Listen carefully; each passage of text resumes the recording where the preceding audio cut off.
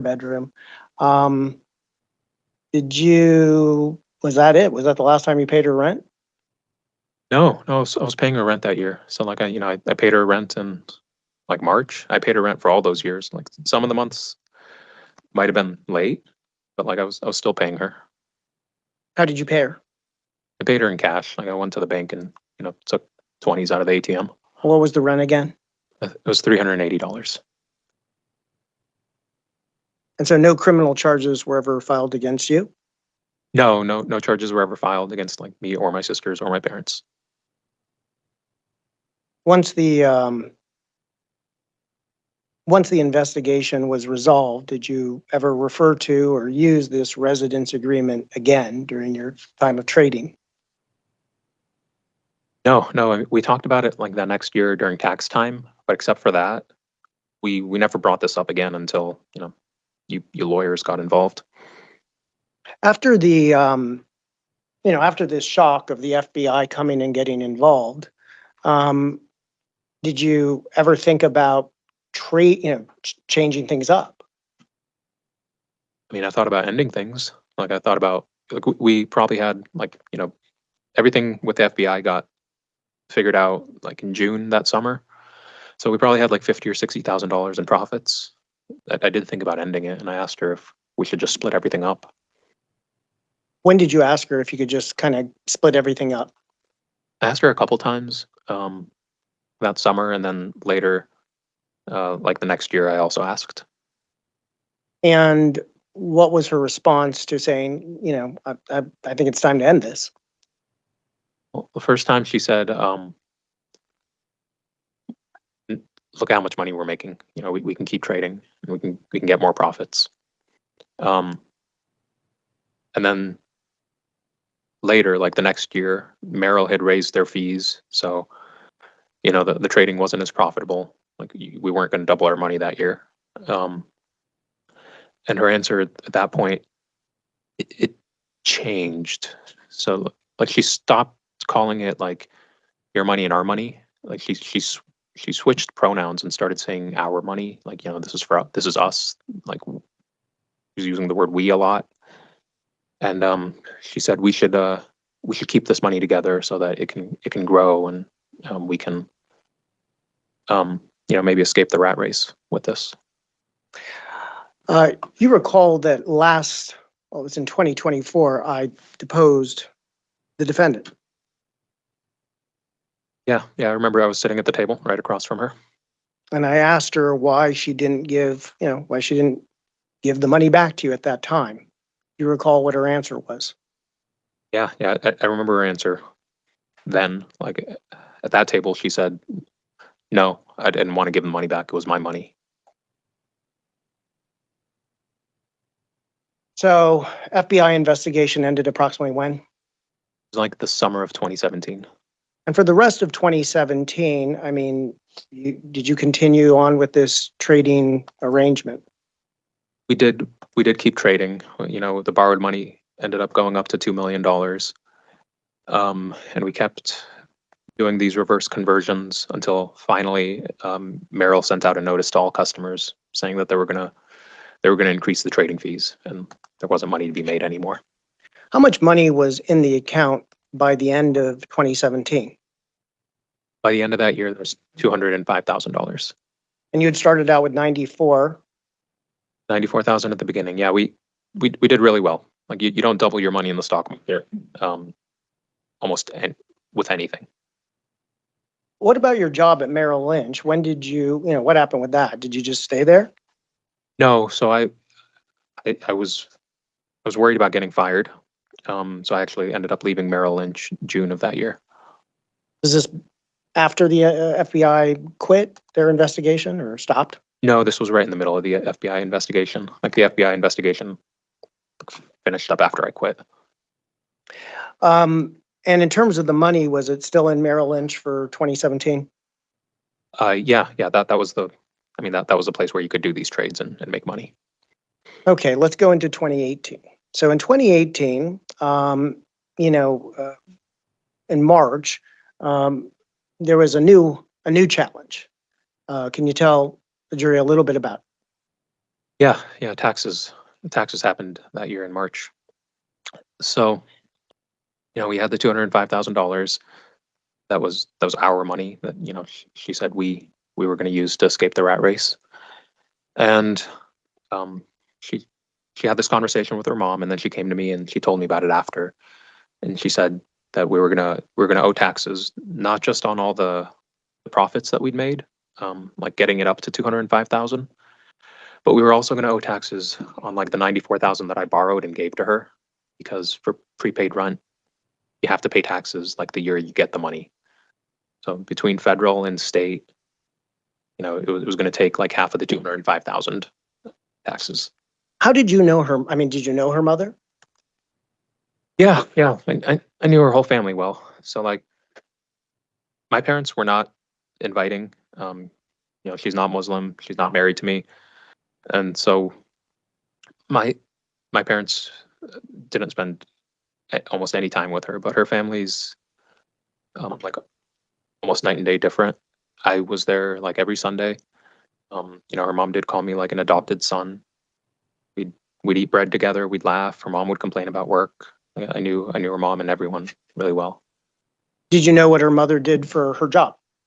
Yeah, yeah. I mean, she complained about it like at Sunday, like when we had lunch together. She was during tax season. She did taxes for H&R Block, and then she was an accountant the rest of the year. So, to your understanding, in March of 2018, what was going to happen if you had to pay taxes? What would in that year, what would happen to your trading account?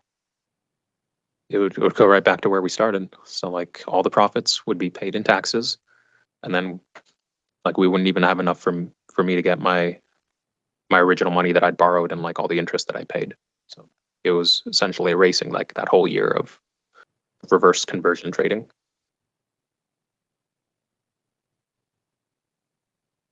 Your Honor, I just switched. So I don't know if I need to have him authenticate this or I I'll apologize. take it on the screen. Thank Okay, I just want to show the witness what's been marked as exhibit number you. 2. Will you pause for a moment? Yes, sir. I just want the jury to understand. Once the exhibits are admitted in evidence, then you can see them. But before that, we can talk to witnesses about them and maybe lay foundation. And then if they're admitted, you can see them up on the screen. That's why we're going back and forth on the screens. Go ahead. Zubair, do you recognize this agreement? Yeah, I recognize it. What is it called? It's called the roommate agreement. It says it in big text at the top. So this is not the residence agreement is from 2000 and what? The residence agreement is from the FBI stuff in 2017. But this roommate agreement is what? This roommate agreement is for taxes, and this was brought together in 2018. And just looking it over, and I'm going to scroll down on the very first page, it says it is signed on June 7th, 2017. You recognize that? Yeah, yeah, we backdated this too. So like backdating, we figured it worked with the residence agreement, so we did it again, like we wanted. Do you see your signature there? Yeah, I do. Do you see anybody else's signature there? So you want a signature right above mine? Move to admit exhibit number 2, Your Honor, into evidence and publish it to the jury. No objection. Thank you. Plaintiff 2 is admitted. And then we can show it. Thank you. It's pretty small. I'm going to try to make it bigger. Well, who knows? There's a way to display just the exhibit without showing all the other stuff. Yeah, it says present, but it's very strange. Nope, still not working. All right, well, do your best. I'll do my best. Do you want to Sorry, click I know that it's hard first to one? see, so I apologize. The first, it says purpose, and I'm just going to read this out loud. It says the following is an agreement between Iwana, apologize, I'm not sure, but I'm going to say it that way. Iwana Sammartinian and Zubair Hussaini, in effect, starting August 1st, 2020 or 2015, when they became roommates at 15824 22nd Way, hereinafter referred to as the mothership. So this agreement says that it's starting in August of 2015, but going down the page a bit, it says it is signed June 7th, 2017. Can you explain that discrepancy? Yeah, so we wanted it to go back to when I moved in, and like that August was the first full month that I lived there. And we dated it to 2017 because we wanted it to be effective like before the first loan payment. Okay. So when was this actually drafted? You know, you have 2015 is when it's effective. It says it was signed in 2017, but when did you actually draft this? It was March of 2018, like after we had a conversation about taxes. Now, I'm going to go here to term 2.4, and it's hard to see, so maybe if I can get this a little bigger. Shoot, there we go. That's better. So, section 2.4, it says residence agreement. And it says no payments shall be made for residents in the mothership until 25 years from the date of move-in, August 1st, 2015. At that date, rent payments will begin and shall be locked in at a rate of $77.77 per month, due the first of every month, starting on August 1st, 2025. Did you draft this? We drafted this together. Yeah, we thought 777 was a lucky number. So that's why we picked that number. Okay. And it says, and it's supposed to go on for 25 years. But yeah. So that was like the same 25-year, like in the first document, the residence agreement. We kept that same thing, no rent for 25 years. Moving on to term 2.5, it says that there's a loan. And it says a bona fide loan in the amount of $94,000. So is this sort of the same $94,000 that you said was advance rent to the FBI? Yeah, it's the same money. Like we didn't want to get taxed on it, like all in 1 year. And, you know, the last sentence there says that this loan is not to be construed as a rental payment and is provided to Ioana San Martinian at a rate of 2.7767 per annum. You know, earlier you testified you're borrowing at what rates? Between 20 and 30%. And this here says that your rate is 2.77%. How did you come to that number?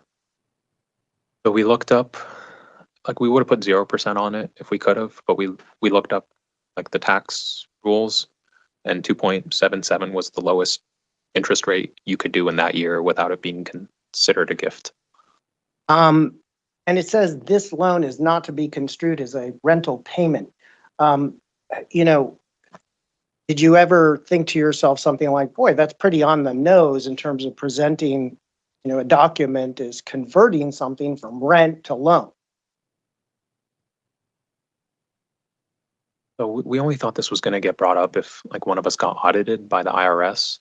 So it's not like, you know, we were going around and showing this to the FBI. I didn't want to do that again. But we put that in there because like that was the whole goal of the document. We wanted to say, no, it's not rent because you have to pay a lot of taxes on rent. Instead, it's a loan. Was this document intended by you as a genuine loan?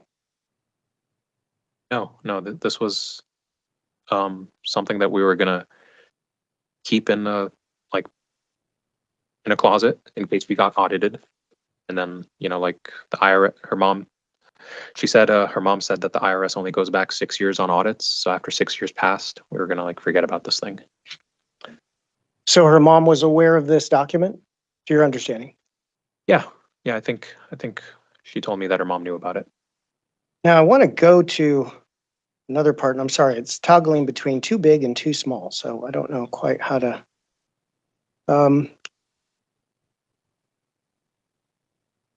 find it. Hold on a second. I will find it in a second. Just give me a second. So this document you're saying is not a real loan is essentially your position here. Yeah, that's right.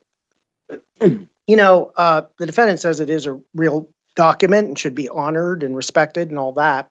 But according to our understanding, but it says here in section 2.1, third wish principle. What does that mean? Yeah, so in like that first year that we were first getting to know each other and spending every night after class together smoking, I told her she could have 3 wishes from me, and this is one of those wishes. Just it's saying in writing like what I'd promised her years before, that I'd take care of all our vet bills. Like as long as either one of us had animals, like I'd make sure the vet bills were covered. Like this just puts that down in writing. Where are the other, I mean, hard to comprehend. Where are the other 2 wishes? Spent. So the background for the whole thing is like when we first started spending a lot of time together, she was depressed. Like her fiance had just broken up with her, and she said she didn't believe like that happiness was real. And I was a dumb college kid. I was like, yeah, no, you're totally wrong about that. Like, just hang out with me. Like, I'll show you that. Like, you can easily like experience happiness. You just have to find what it is that you enjoy. It was like a stupid bet that I made her. Like, like hang out with me for 3 months. If you're not happy, if you're not happy one day in those 3 months, like I'll give you 3 wishes. So, at the end of it, like, I don't know if she was just really, really depressed about the breakup, or, she just wanted 3 wishes. It's like a cool thing to have from someone. Whatever. She said at the end of those 3 months that like, like she still didn't think happiness was real. And so I gave her 3 wishes. The other 2 were like silly things. Like the first one, like she asked me to like arrange a get together with like a teacher that we had in high school. That was one of our favorite teachers. So I, tracked him down, and, we met him at his house for lunch. And then like the last wish was, she was a huge fan of Aladdin as a kid. And in that movie, so like the numbering is off, right? Like maybe we're still smoking too much. I don't know. But like in the movie, the last wish, the third wish, Aladdin wishes for the genie to be free. So that was like those are the 3 wishes. Did you believe you were a genie? I mean, I went to college because I thought I was going to get superpowers, but like I wasn't that delusional. I didn't really think I had magic powers. You say you weren't that delusional, but let's go on to term 2.3. I mean, just to comprehension. This is a loan for almost $100,000 at 2.7%, but then section 2.3 incorporates something about a vegan pledge. Yeah, so it says that, the mothership's gonna at all times be a vegan household. She like stopped eating animals when she was 9 years old. I went vegan because of her. Like when I was 19, and both of us were vegan at the time. I guess like like in a way, this was in my head. Like I was like kind of hoping to architect like what our life might look like as we, I hoped, like grew old together. Now, in terms of the actual payments, on this loan, how, most loans you pay at least monthly. What were the payments to be on this loan? They were yearly. So I mean, like we're both potheads. Like we forget, and so like we knew if we made monthly payments, like we're gonna forget them. So like we figured if it was just like a once a year payment, like we'd remember and it would be easier for us to do. I think we still did it late. Like the payment's supposed to come in January, and and when I say we, because like the money came from the investment account, and it went to her, and then it went to me. Like we'd always like end up doing it like in February or March. How much were the payments per year? $3,500. And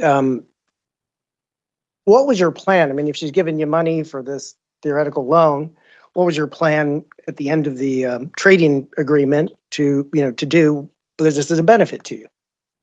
Yeah, like when this was over, like after we got past the 6 years and didn't have to worry about an IRS audit, or like we finished the trading, um, whatever she owed me was just going to be reduced by the payments that she made.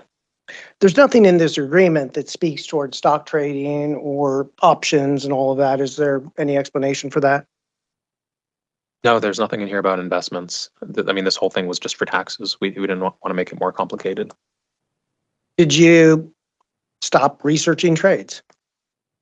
No, we were still trading. It was more conventional, like we weren't doing the reverse conversion trading as much. Like you could still do it up until a certain point, but mostly we were, doing things like buying Apple, buying Facebook. Okay. Did the defendant ever claim at any time that she no longer owed you, you had no right to claim half the profits in the account or to receive back the 94,000? No, never. Not even, when our arguments got like at their worst in 2022, and she was screaming and crying. Like not even then did she try to say that, this is all my money. Like the whole time she was saying, we called it the pile. Like that's how we referred to the investment account. We said, this is your part of the pile and this is my part of the pile. Okay. Now, skipping forward a little bit in time, when did things between you two start going downhill? Like quarantine. So I left my job in 2021. And then 2022, that next year, is when we decided that, we got on each other's nerves. This wasn't working. And we started trying to figure out how to split everything up. And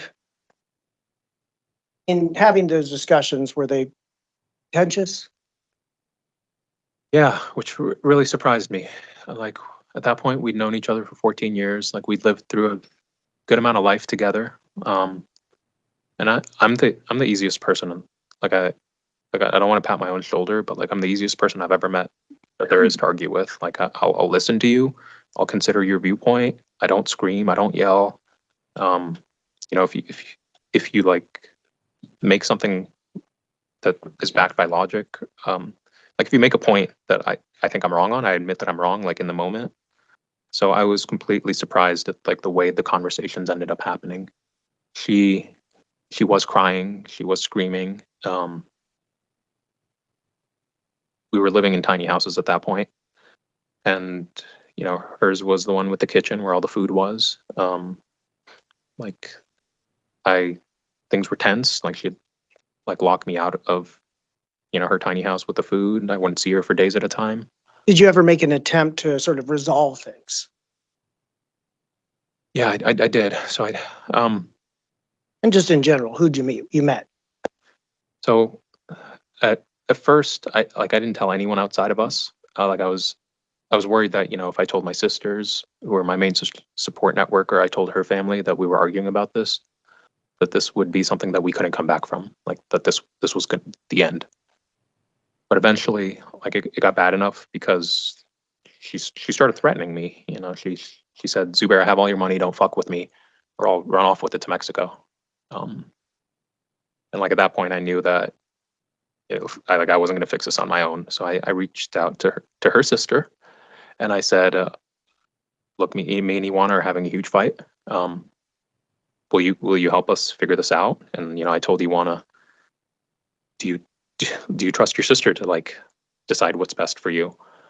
And she said, "Yeah." So I was like, "Okay, whatever your sister says, like let's go talk to her, and like that'll be how we figure this out." Why did you have confidence in her sister? I mean, she was one of the people that was there every Sunday when like I was at her mom's house having dinner. Um, like I spent more time with her family than I did with my own. So like I trust her, and her sister is smart. Like she's an attorney. She does estate law. So like she deals with like stuff like this when it blows up all the time. So I figured if anyone could help, she could help. Okay. Do you ever receive a text? And Your Honor, I think I'm going to try to show it to him first and present this text to him. Thank you. So before it be published, if I can get this right. Yeah.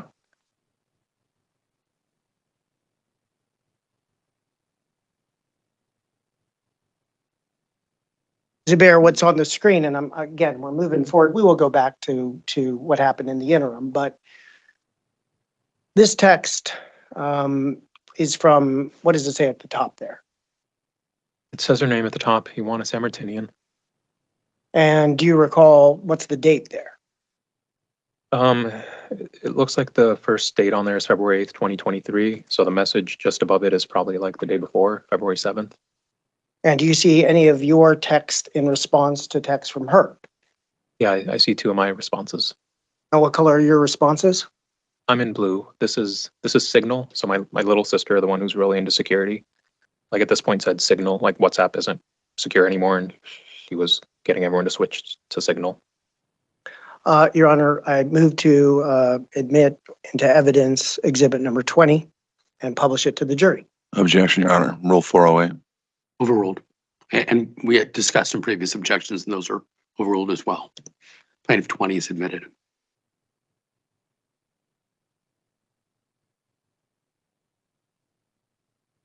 You need to make this a little bigger for the jury. Oh, it's not even that much bigger. Do the best. Okay. At the top, it says, why did you show Mia the fake contract you made to lie to the FBI? Are you trying to claim that's a real contract? Would you read out the part that is your reply so the jury knows who's who? Yeah. So there's some messages before that, but the response to this is me saying, I don't want to talk about finances without a third party present. Please respect that boundary. She says, that's not about finances, it's about fraud. Why did you show Mia the fake contract you made to lie to the FBI? Are you trying to claim that's a real contract? And then it continues and says, that contract is 100% fake, and you know that. You made it to lie to the FBI to cover up your securities fraud, and you made me lie to the FBI for you too. Now you're lying to the lawyer about it, acting like it's a real contract. W2F is that about? What was your understanding of what she was saying through this text message? Yeah, so when we met with her sister met with us separately because like we weren't on speaking terms at that point.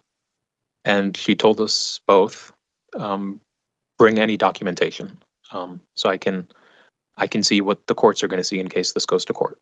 So like I brought up the roommate agreement with like the third wish and the loan. And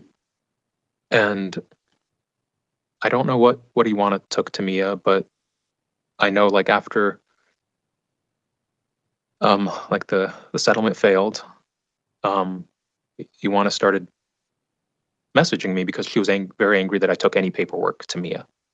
And she was asking me, like she was just sending me this same message on repeat. Like I was asking her, look, can we talk to Mia again? Can we talk to your brother now?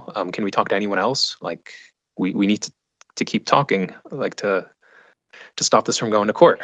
And she just kept sending this text back and forth. Like, why did you lie to Mia? Why did you show them the fake contract? Why are you a fraudster? Like, how about, just nonsense like this? She says it's in her text, she talks about a fake contract, which, to your understanding, what was the fake contract that she was referring to? The roommate agreement, the loan. She was saying that was fake.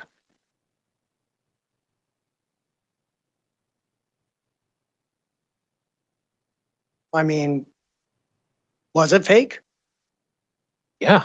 I mean, yeah, like we did the thing to avoid taxes. Like our real deal was we split profits 50-50 and like I get my money back that I put in. And so what you're proposing, or what you seem to be saying, and I don't want to put words in your mouth, but I can't. In terms of this text, then it refers to some of the documents at least that are being used to support their claims. Objection leading, Your Honor. Sustained.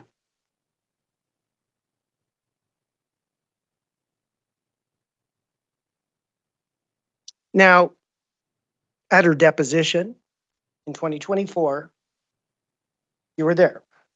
Yeah, I was across the table from her. And I had the opportunity to ask her questions about this particular text. You recall? Yeah, I remember that. And do you recall her answer when I asked her why she was sending this message to you? Do you recall that? I do remember that. She said that she did it to bully and intimidate me, to get me to back off. Those are very particular words. You said bully and intimidate. Did you understand what that meant? Back Yeah. off from what? Back off from asking from what I was owed. And yeah, I understood what it meant because it was a shock to me. This was like in 2024, a year after the lawsuit was filed and lawyers got involved. Like 2 years after we'd been having like those arguments in 2022 where she was screaming and crying. And like the whole time I'd been replaying it in my head, and I really thought like,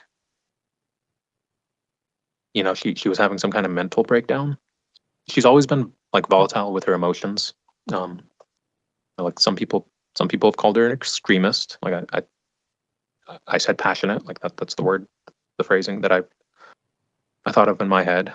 And like the stress of us arguing or being cooped up in quarantine, or like her parents were having some health problems. Like I thought maybe that had all kind of culminated, and she was having some kind of break, and this was impulsive like behavior, because like we'd been knowing each other, like hanging out almost every day, talking every day for 14 years, and now she's like yelling and crying and bullying and intimidating me.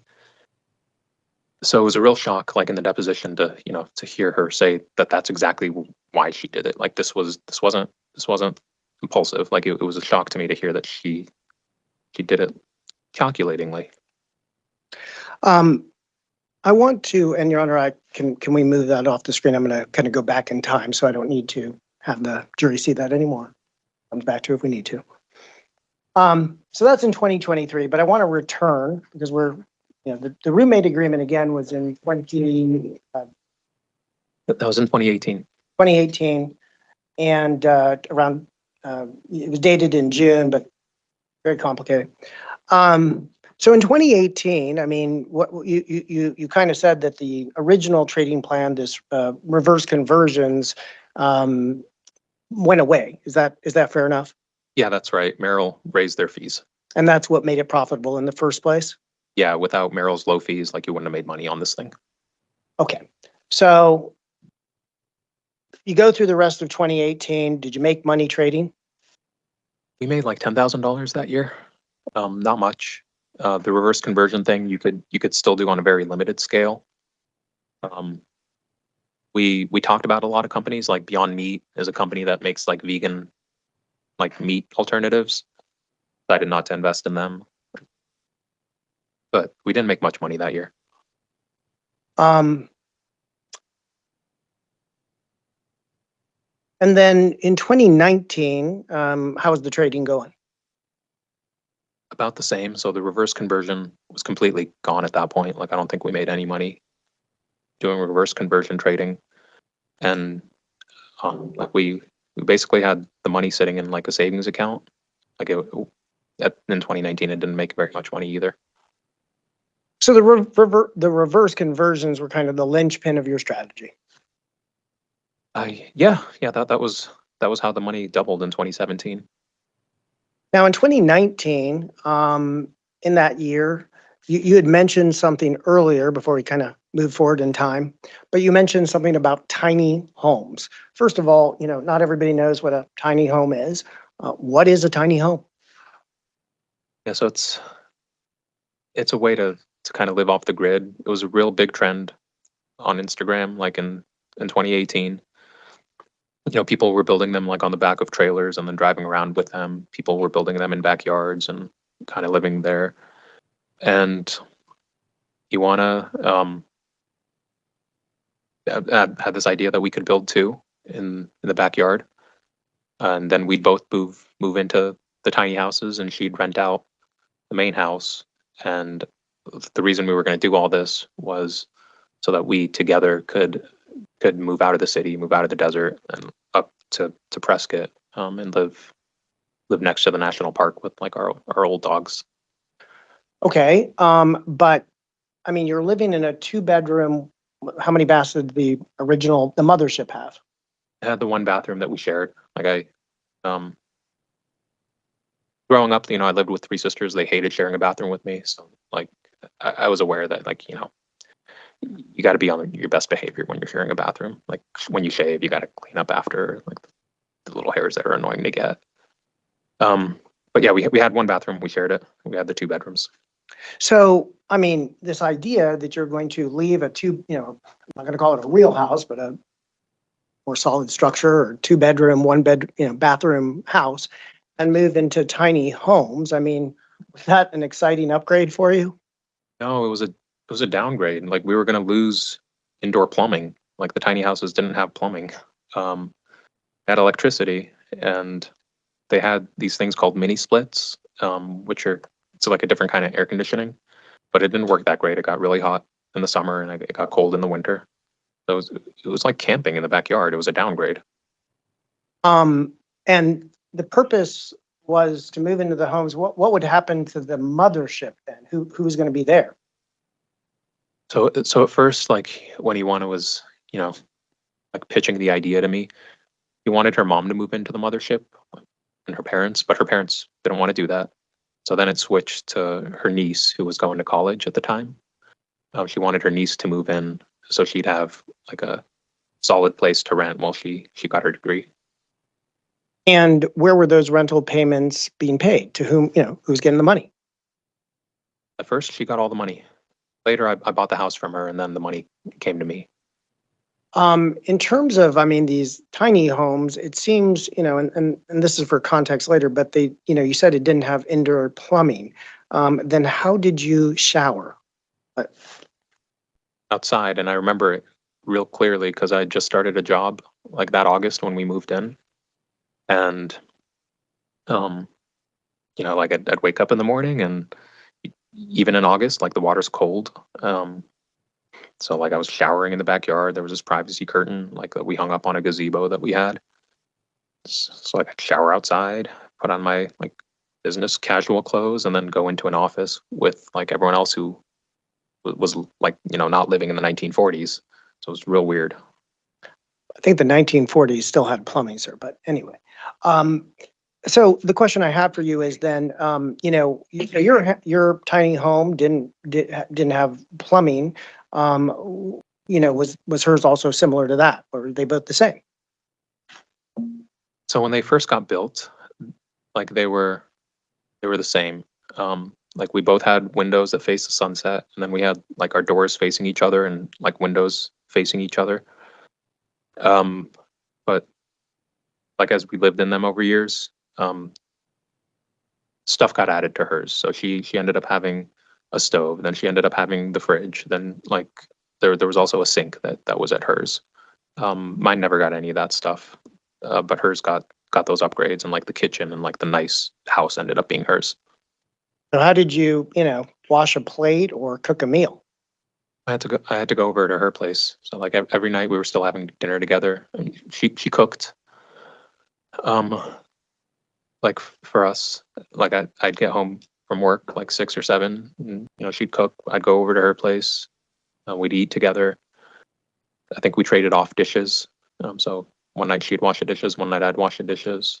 If I wanted food, like on the weekends, but we had the system like on the doors, or like we hung up these. I don't know what they were. They were like these little knick-knack things from Goodwill. Like, and if the thing was flipped a certain way, it meant, yeah, come on in. And so like if it was flipped that way, like I'd go over to the fridge and get whatever it was that I wanted to eat for lunch.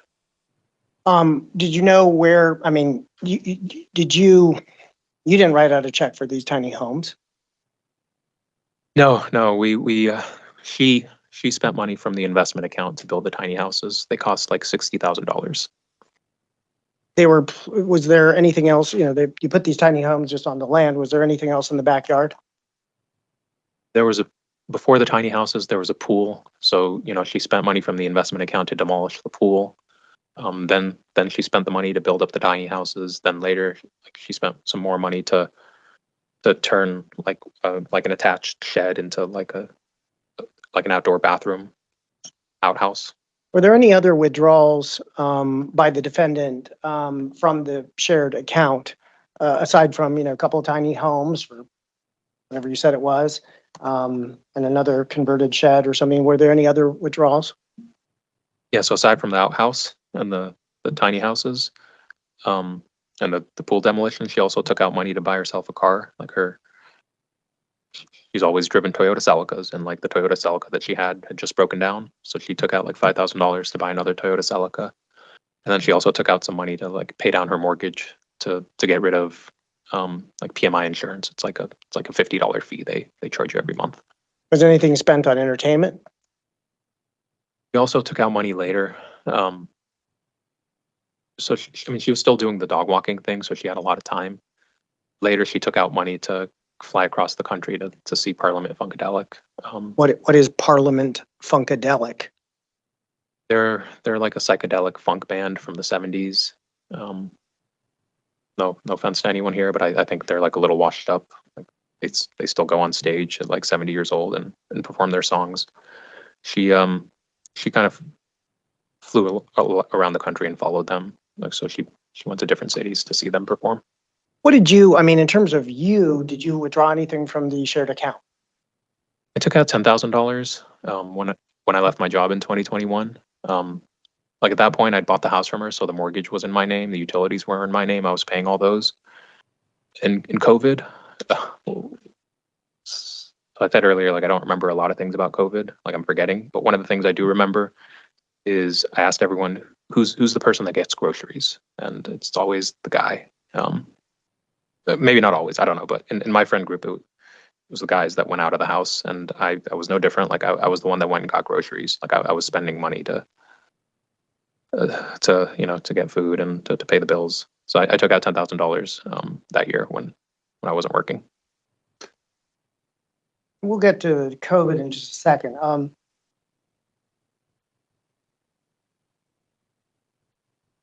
Did she ever say, Zubair, you can't take out those $10,000 for groceries? That's mine.